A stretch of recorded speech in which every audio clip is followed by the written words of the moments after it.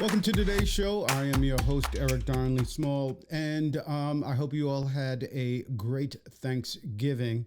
I was out of town, and then I've done a little bit of upgrading with my setup here, so I haven't had a chance to do anything with the backgrounds, but I have upgraded some of my systems, and I've had to make some adjustments on this end. So I am about done with that, but I wanted to get a few videos out before the end of the year that I think are important and instructive.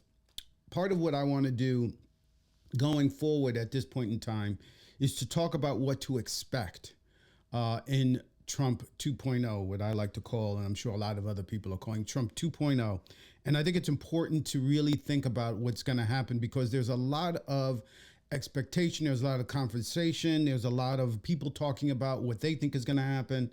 And I think that some of it's right, some of it's wrong. So I want to go through it in the next couple of videos that I do and talk a little bit about that.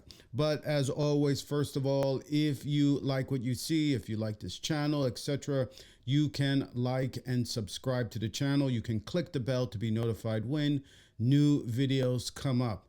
So, and that helps me get an idea of who's here. I also like to see that you respond, and I'll respond as best I can in the video as well. But the best way is to use the Mastodon, mastodon.vtip.me/@whatyoumissed.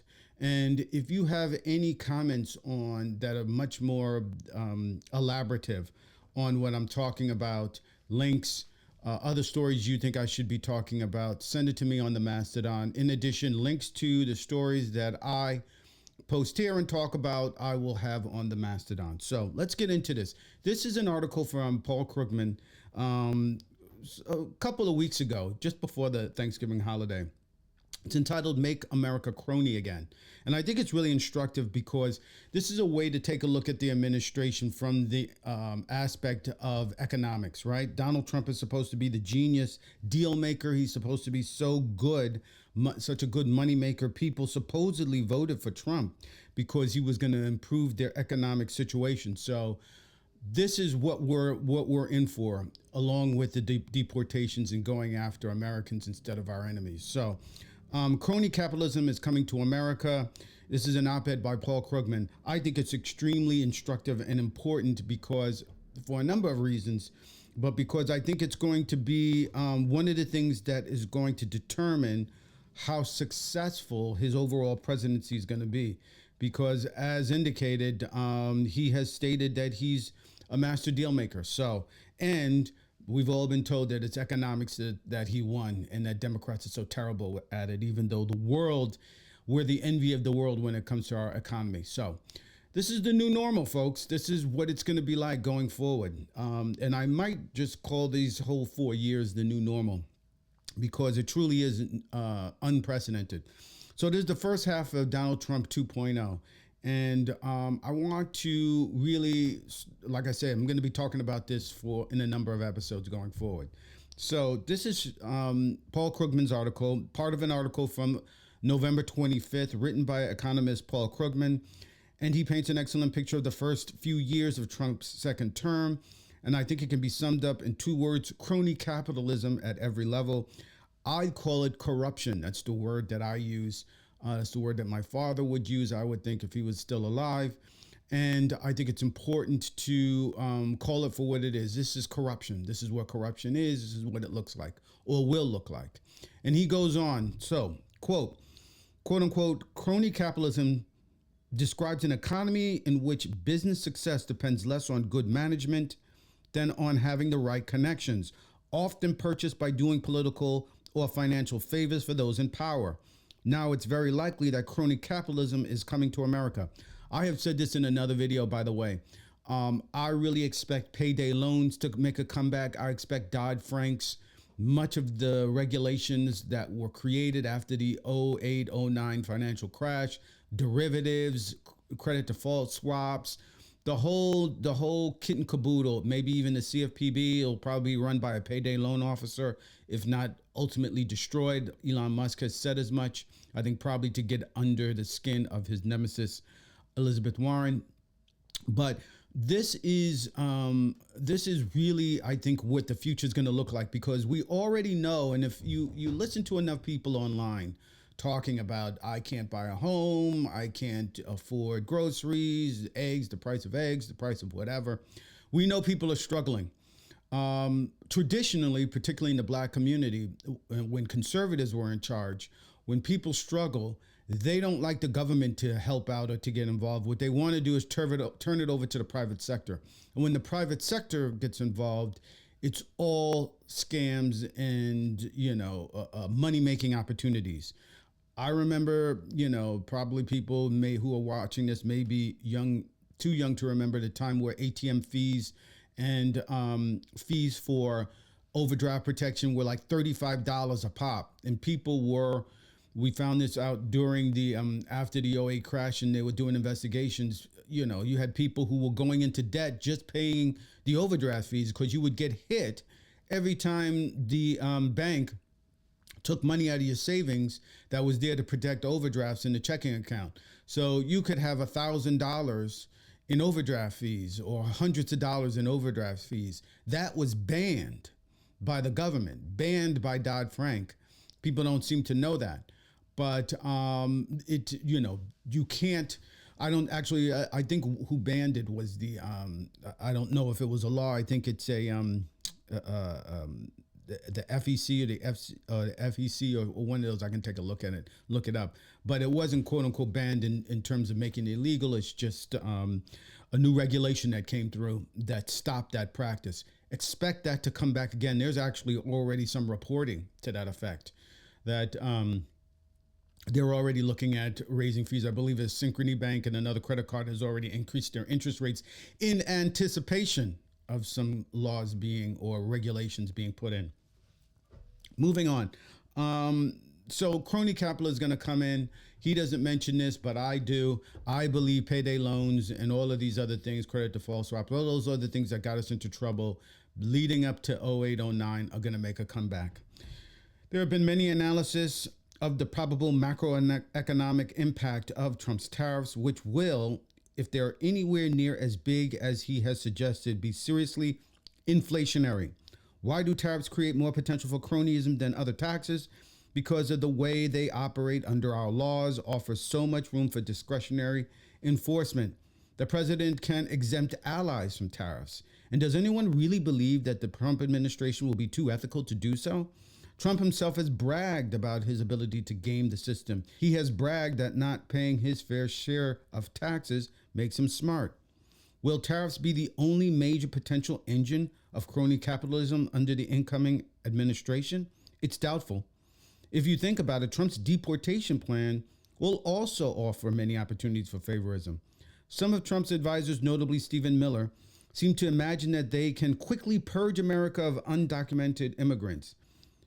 What we're much more likely to see are years of scattershot enforcement attempts with raids on various businesses suspected of employing undocumented immigrants. But what criteria will decide which businesses become priority targets for such raids and which will be left alone, effectively exempted for years? What do you think? And there's more, of course. For example, Trump has suggested a willingness to take away licenses of TV networks that provide, in his view, unfavorable coverage. If crony capitalism is coming, obviously it will be bad for democracy, both by helping to lock in a large Republican financial advantage and by guaranteeing vocal business support for Trump, no matter how much damage his policies do.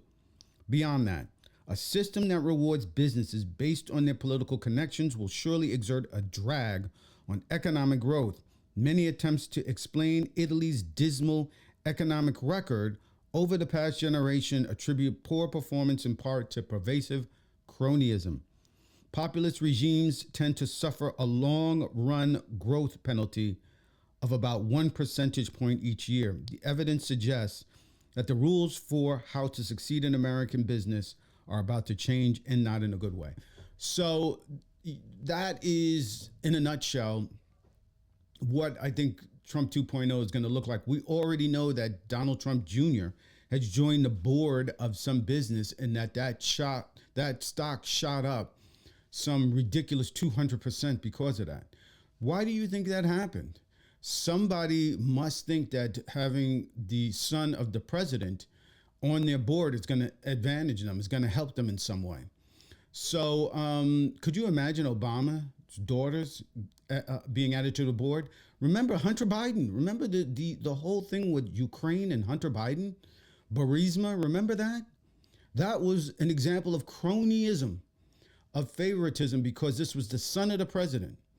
I actually agree that probably if his last name wasn't Biden, he probably wouldn't have gotten that cushy job at Burisma.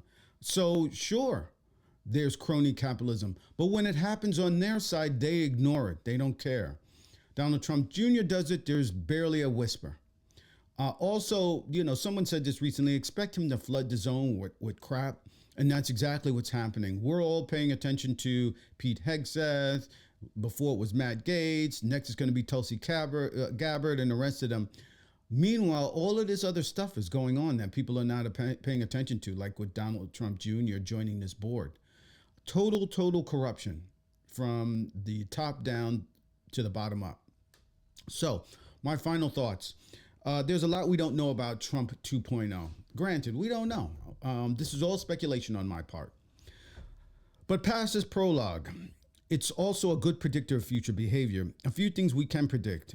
Once implemented, the consumer is unlikely to feel the effects of the tariffs for months. Don't expect to immediately feel a pinch or feel prices go up because of the tariffs.